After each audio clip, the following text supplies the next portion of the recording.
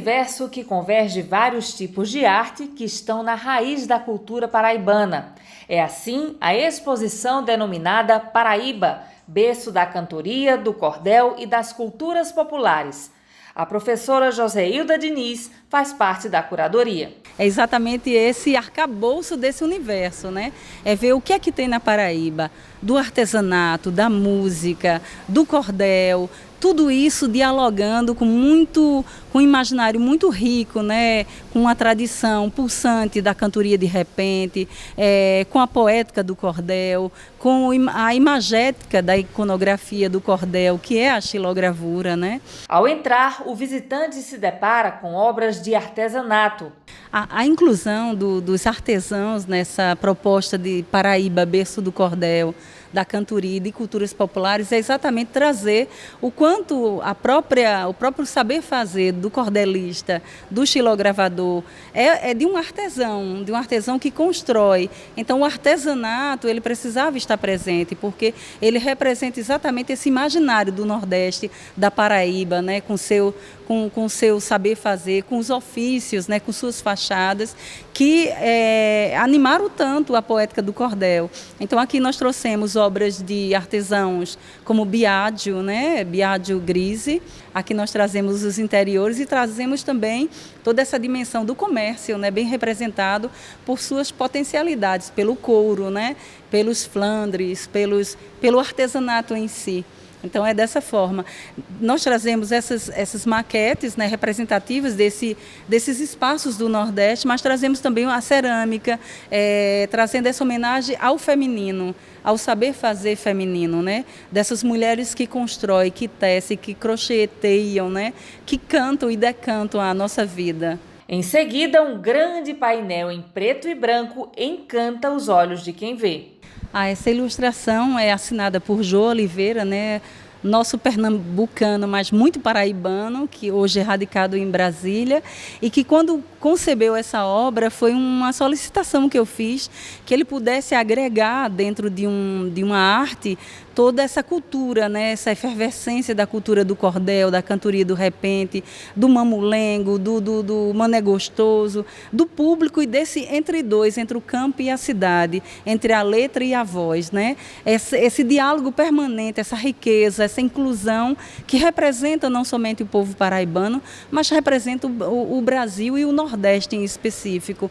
E a criação de um cenário como um palco, o palco da vida. Ele criou um palco da vida, né? Com as suas alegrias, com as suas tristezas, mas principalmente com esperança de que a vida, cada dia, ela é vivida plenamente, né? Então você vê o povo, os personagens que agregam exatamente essa vivacidade da arte, né?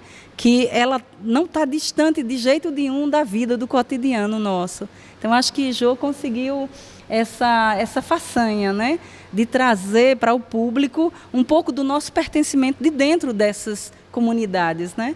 Comunidades que estão o tempo todo se reinventando, né? Ao lado, um outro painel faz uma homenagem a Leandro Gomes de Barros, considerado o pai do cordel. Alfrânio de Brito, artista que também participa da curadoria da exposição, enriqueceu a homenagem com alguns versos. Da Paraíba altaneira, a poesia intensamente jorrou na farta vertente de Ugolino do Teixeira. De João Melquíades Ferreira, de Silvino, um menestrel, José Alves e Manuel de Almeida Filho e Nicandro, José Camilo e Leandro de Barros, pai do cordel. Ao redor do local da exposição foram colocadas bandeiras com imagens de capas de cordéis. São todos os folhetos, né, os romances populares, os cordéis que estão hoje na Biblioteca de Obras Raras Átila de Almeida. Então a gente quis trazer esse imaginário do apogeu do cordel, quando a xilo era a arte funcional para o cordel. exatamente bem antes da Chilo ganhar novos horizontes, novos palcos de apresentação e se afastar cada vez mais como arte independente do cordel. Então aqui nós trouxemos vários recortes de folhetos raros, né, do século passado. Tem folhetos aqui de 1906, em que traz a Chilo como a protagonista maior da capa. E aqui ela traz exatamente o imaginário do romanceiro popular, né? Desde as pelejas, as célebres pelejas da cantoria de repente, ao imaginário religioso, né? A presença das mulheres, né? São seleções ligadas às matrizes tradicionais do forró, né? Ao fole de 8 baixos, ao forró em si, a presença do folheteiro, né? Na feira, com seu público. Então, todo esse imaginário do cotidiano que faz esse retrato da paisagem nordestina, paraibana. Então, quem é daqui ou não sendo, se reconhece em elementos dessa grande historiografia paraibana e nordestina. Então, a gente trouxe em formato de bandeirolas para dar o tom da festa, né? Mas elas são atemporais, independentemente da época. A gente trouxe um olhar festivo, mas, ao mesmo tempo, no verso de cada bandeira dessa tem ou um verso ou elementos da capa do cordel ao qual nós fizemos o recorte. O trabalho de várias mulheres estão dentre os destaques da exposição. O zelo que a gente precisa ter quando a gente traz uma narrativa a se contar, a partilhar com o público, é trazer também todas as vozes que ficaram invisibilizadas ou foram invisibilizadas durante décadas. E no cordel, na cantoria de repente e nas culturas populares de modo geral, a mulher sempre ficou num limbo. Até pesquisadores, poetas trazerem a alusão da existência delas, como vocês perceberam nas narrativas das bandeirolas, né, com mulheres cantadoras, né? Mas isso levou muito tempo até nós descobrirmos todo esse potencial feminino. E eu trouxe aqui, tanto no artesanato com a presença dessas mulheres escultoras, né, artesãs, nós trouxemos também as vozes de mulheres cordelistas contemporâneas, xilogravadoras contemporâneas, que mostram o potencial de produção, né, o espaço da performance dessas mestras e mestras. E eu trouxe aqui um painel muito ilustrativo, que faz homenagem à cantoria de repente, mas traz também o olhar para essas novas gerações de poetas que beberam nessa fonte, como Maria das Neves Batista Pimentel, né? A autora do violino do Diabo, né? Que durante muito tempo assinava com o nome do marido, e aqui as Marias da Poesia, representando todos os coletivos, né? Porque a gente precisa fazer um recorte, e eu trouxe as Marias da Poesia, que são mulheres fortes, que falam sobre o olhar delas como mulheres para uma sociedade ainda muito machista, muito patriarcal. Então, eu acredito que, quer seja na produção cordelista, quer seja a partir dessa poética, dessas meninas convidando todas nós, mulheres, todas nós a abrirmos novos horizontes para que novas mulheres possam criar seus espaços de vozes, que possam criar esse espaço de respeito e nunca mais ficar no silêncio. Janaína Lira, artista e pesquisadora, é uma das mulheres presentes na exposição.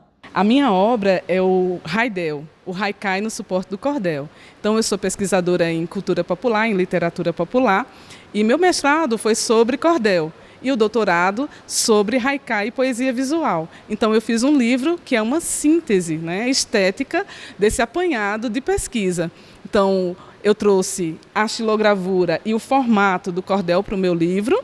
A xilogravura não é minha, é de um artista, né, nós convidamos, que é o Marcelo Soares, e trouxe o haikai, que é uma poesia de origem japonesa, mas que tem uma grande influência em todo o Brasil. Então, a gente criou o Haidel, o haikai no suporte do cordel, porque em terra paraibana, em terra de Jacques do Pandeiro, chiclete a gente mistura com banana. E o nosso samba vai ficando assim, ou a nossa arte, a nossa literatura. É isso. A exposição também convida o visitante a se apresentar num palco montado especialmente para essa interação. Alfrânio de Brito aproveitou para fazer uma homenagem ao cordel. Vem de um tempo cruel, medieval. Pelas ruas e feiras foi cantado, pelos templos mais cultos foi tratado como literatura marginal. O seu nome nasceu em Portugal, onde o mesmo era exposto no cordão. No Brasil, numa nova geração, igualmente aos poetas da viola, o cordel hoje entra na escola. É cultura, é lazer e educação. E também resumiu em versos o que é a xilogravura. É artesão, sim senhor, escultor de alta estima, que faz a matéria-prima que vai para o impressor. Com talento e com labor, planeia a madeira pura, lhe desenha uma gravura, depois vai talhando os traços. E após pintar os espaços, está feita a xilogravura. E a exposição também inclui alguns versos expostos em formato de vídeo. O Museu dos Três Pandeiros abre as portas para você, de Alfrânio de Brito. Você que na arte imerso se sente, fique à vontade. Em qualquer modalidade, na talha, música ou no verso, em qualquer desse universo que como arte se vê, que por cultura se lê. Juntem-se aos nossos parceiros. O Museu dos Três Pandeiros abre as portas para você.